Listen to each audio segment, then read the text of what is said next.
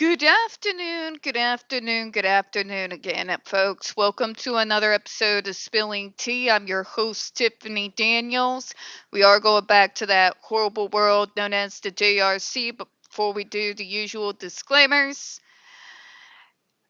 if you see that I'm relieved, folks, it's because finally a doctor has done something that has actually assisted with the anxiety, and I've been put on new medication. But my only complaint is, my God, I've been for the last few days on and off racing all over this city like a chicken with my head cut off just to get all this crap done. Even this afternoon, I had to, because I don't have a printer at home, run to the Brentwood Library, get it print off, go all the way downtown, give it to Burl, then come back. I'm exhausted. Whatever cabin fever that I was feeling, it is gone. Gone. I'm going to sit here in my pseudo autistic bubble of nope for the far reaching foreseeable future. Like, like, done. Done. I've done everything I've been asked to do. Plah. All right, folks, if you are unfamiliar with the Stop the Shocks campaign or the campaign against the troubled teen industry, you're going to find all the pertinent links right there in the description box. Please, in particular, take note of the article written by NeuroClastic, a small non for profit started by autistics for autistics. Excuse me. In it, they interviewed over 800 ABA professionals in regards to the JRC's so called Behavior Modification Program. The Judge Rotenberg Educational Center doesn't want you to read that article so much. They threatened NeuroClastic with a defamation lawsuit if they did not remove it from the website. Therefore, folks, as you know, NeuroClastic refused. You know the drill. Read the article. Share on all your social media. Also included in there is NeuroClastic's public statement in regards to the defamation lawsuit threat, as well as a link to their GoFundMe. We are crowdfunding just in case the JRC ever actually does see through with their threat. Trigger warning 1, when we discuss places like the Judge Rotenberg Educational Center or Agape Boarding School for Boys, you're going to hear vivid descriptions of and catch clips or surveillance footage of people with mental health issues and disabled people being tortured and abused. If you got young children present, please make sure to utilize your headphones. Trigger warning 2, this channel is marked not for kids for a reason. We use profanity on occasion and speak on dark subjects. If your child is 16 and younger and they are watching this, very obviously parental supervision is very much advised. Now let's get through these, folks, because I have a date with doing a whole bunch of nothing for the rest of the day and tomorrow. Alright, where we left off. Accurate diagnosis is especially important for mood disorders because choosing the wrong class of medications for treatment may worsen SRB or AB symptoms. Accurate diagnosis, period, is important, folks. I use myself as an example. Though the Adderall and Ritalin did work when I was a kid, there was severe ramifications that I am still suffering from now because of it. Particularly since every time I seem to have an issue, for the longest time, they always seem to have the idea that the answer was to up the dosage. This is why you gotta have good give and take with your doctors. Which is why I was weaned off that medication slowly, not long after I graduated high school. Getting the wrong diagnosis and being prescribed the wrong medication, it's when you talk about things that can go horribly, horribly wrong, that's very, very much up there.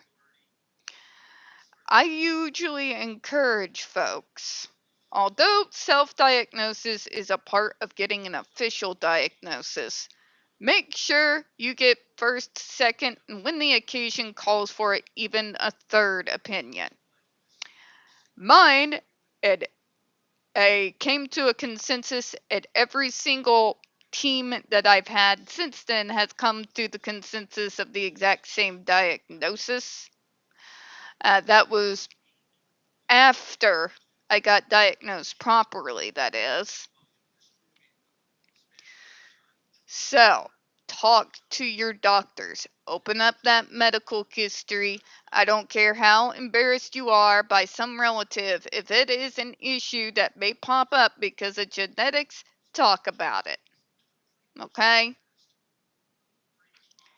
You don't want to end up with spasms in your legs and not being allowed to legally drive until they stop for 6 months.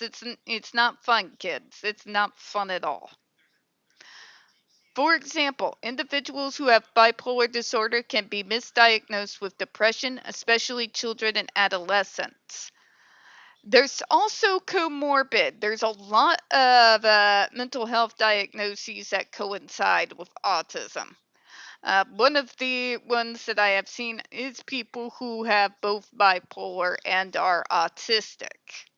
It was a little known thing that was going on that's gotten a little bit more attention as we go along in years here. And this is why I always tell people emphatically, not everything is about the goddamn autism. Okay? Yeah. This is important because prescribing antidepressant medications to patients with bipolar disorder may induce or worsen symptoms of mania, which may include symptoms of irritability and impulsivity, both of which are associated with SIB or AB. So do not assume just because a kid is autistic and engaging those behaviors that it's the autism that's causing it.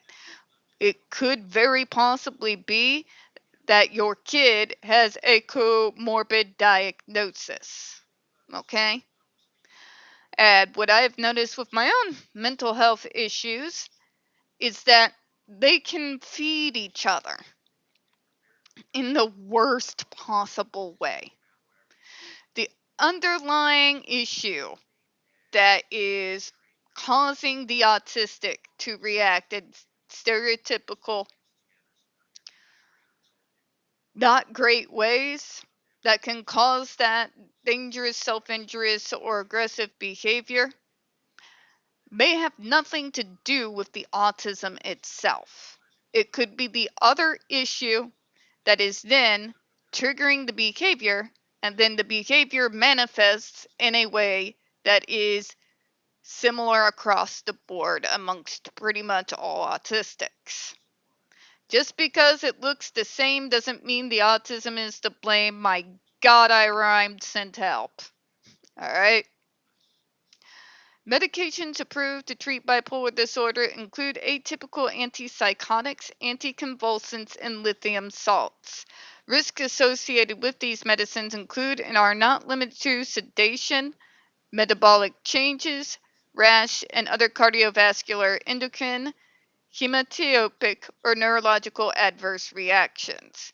Now, these being said, I want to emphasize it again because for some reason there is an entire pseudoscience, big business in emphasizing those risks without actually telling you the percentage of said risk.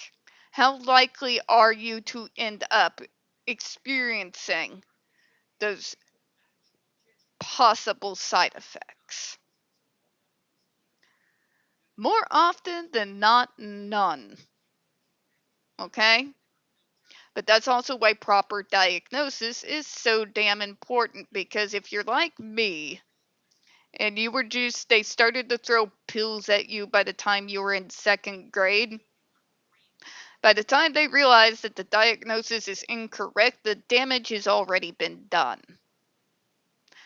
I will probably always have spasms in my legs. It'll always get worse depending on the weather in which it jumps into my spine, arms, hands, fingers. Okay.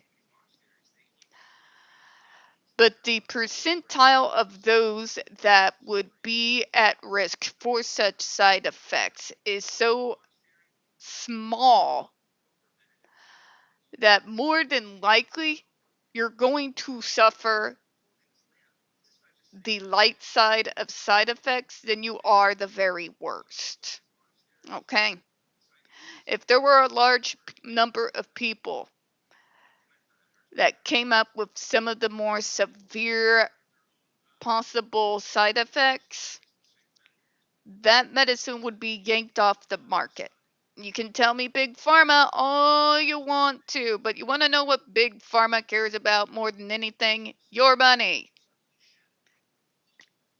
If they are getting sued into the Stone Age, they're not going to be around to continue to produce pills to continue to take your money. They're going to cover their ass. All right? These are not like street dealers here. Okay? Neuroleptic malignant syndrome, extrapyramidal symptoms, tardive dyskinesia, and gynecomastia galactorrhea can occur. So these risks are possible. Yes. But again, I want to bring your mind back to the concept that we have what we know the GED does. Like, it is not a possible risk. We know this with 100% accuracy. The ER documents, research, and clinical studies, the JRC's own damn words. If I'm going to take a chance on let me put it this way, I would take a chance on a medication where I have a very, very extremely slim chance of suffering one of the more severe side effects over being forced onto the GED, where there is 100% chance I'm going to suffer from second and third degree burns, among other neurological and physiological issues that having such a device put on you as well as used repeatedly for years is going to come with it. I'm pretty sure you would too. Pharmacotherapy is not perfect. But if we're talking sciences here, I'm always going to end up siding on the side that has the most research, data, and numbers to back it up. The JRC has a cobbled together, I guess it's supposed to be a clinical study, but it has no controls, no parameters, no proof to back that their device causes lifelong changes to behavior, nothing. These pills that they are mentioning here, on the other hand, have a whole lot of data, clinical studies, trials, research notes, you name it. Because those pills have been put up under basically they oversee everything in regards to the pills, folks.